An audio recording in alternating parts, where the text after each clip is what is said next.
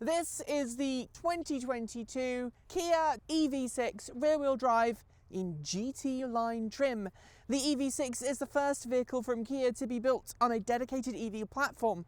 Not by any means Kia's first EV, because it's been building a variety of compliance and multi-energy platformed electric vehicles since 2014.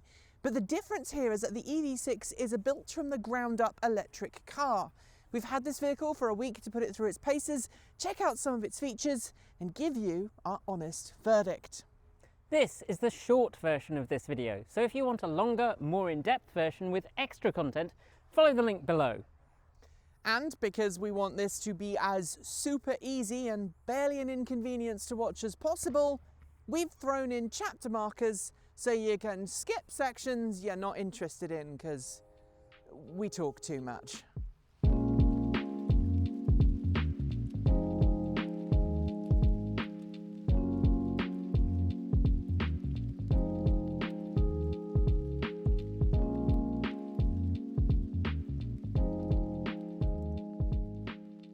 I was under the impression that a car of this spec and this price would have wireless Android Auto and wireless CarPlay.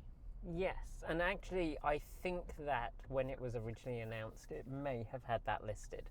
I spent some time yesterday, because I was convinced that it had it, playing with my phone and trying to persuade it to connect wirelessly, and yeah, it doesn't have it. And then when I went back to the spec sheet, it doesn't have it. The rumour on the forums is that there have been complaints about the quality of the experience with the wireless Android Auto, in just specifically in vehicles with this size of touchscreen.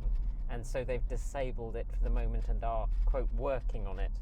We decided to try out the lane keep assist on an empty highway just to see how long you could drive before it then bugged you, and it was a good couple of junctions. Yeah, it really depends on how much curvature there is on the road. If it notices a curve and you are not providing some level of steering input, then it will complain at you. But if it's very straight and it doesn't have to do a lot of correction, then it may not notice you not touching the wheel for a while. That feels like a big flaw in Hyundai Kia's system, because I've noticed both of them doing it. Yeah, I think it's a big flaw of any system that doesn't have a camera pointed at you or some sort of capacitive sensing on the steering wheel to know that you're at least touching it. Some of the options for this car feel very buried in this mass of menus. Turning the head-up display on should be a button, right? There should be a button down by my left knee, or maybe up here somewhere, a button that goes, it's time to turn on your head-up display. You just press that button, up it pops. That's how most car companies do it. In order to turn up the head-up display, you have to go into Setup. You then have to go to Vehicle. It's 2 buttons. You then have to go to Head-Up Display. That's 3. You then have to just select your display mode. That's 4. And then you get to say, on the 5th button, you get to say disable. Disable or in or the case that I discovered the other day, enable.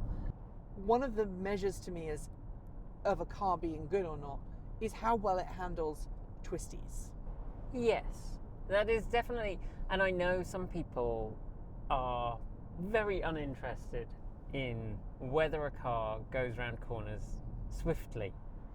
But I actually think it's really important because it speaks to how well it will handle unexpected situations. Right, the moose test, for example. The moose test. And we don't have a moose on hand, so instead we throw it around some corners. I think it handles its weight really quite well, and it grips well, but it definitely does feel like a big car, and it does feel like you are asking it to do something it's not terribly excited about. I expected this to be a little bit more like a Stinger. Yeah, I think I did too, and I think that's part of the way that they marketed it, and it's also in its quite aggressive looking styling, and then it isn't.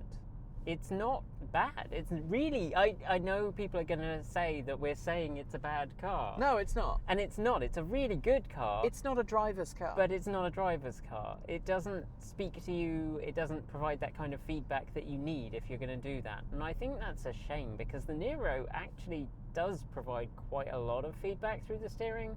So I'm not quite sure what happened with this.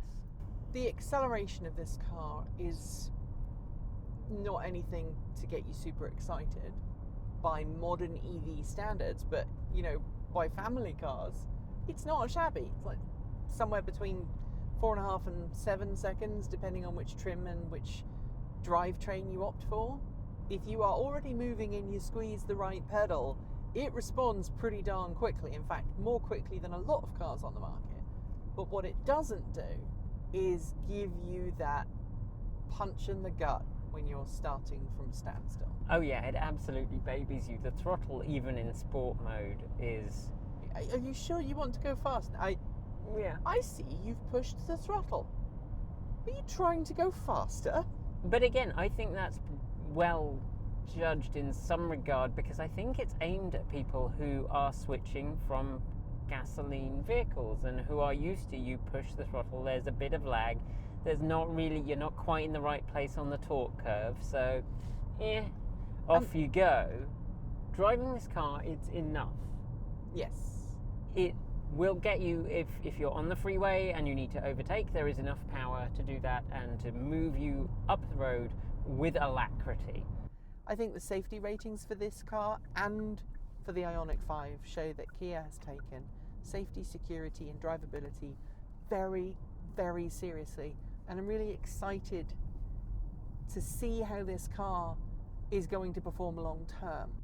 I think so, and I think having driven a mid-thousands Vauxhall Cavalier, which was a staggeringly dull car in many regards, the family saloon is not a thing that has to be super exciting. In fact, to some extent, it's better that it's not super exciting. It's better that it's tractable and comfortable and does what you want it to, but doesn't make a fuss about anything very much. Yeah. And this does that. It does it in spades. I've always said that the Kia Niro was very much a car which was just there. It does its stuff. It doesn't excite. But I think this car takes that a little far. So there you have it, the 2022 Kia EV6 GTLine in this very fetching red colour. Did you enjoy it? I did. It's a really good car. Okay, maybe good is the wrong word. It's a very pleasant car. Pleasant is good. It's amiable. It's fairly easy to get on with. But there are some significant flaws in the way that this vehicle is designed that makes me think, I wouldn't want to spend my money on it. I think, like a lot of things, the first year of vehicle production is hard. Give it a year, it'll be really good. I think once Kia has filled in the blanks in the over-the-air software update, I think you'll be right. Everything else about this car is competent. It feels like a car you could invest in, and you could feel confident that 5 years down the road, it's not going to be a car that's going to need a lot of repairs.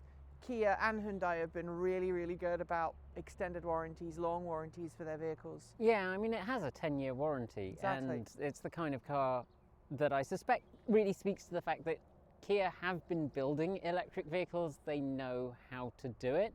It's not super exciting, but it's the car that you choose if you just want something that works.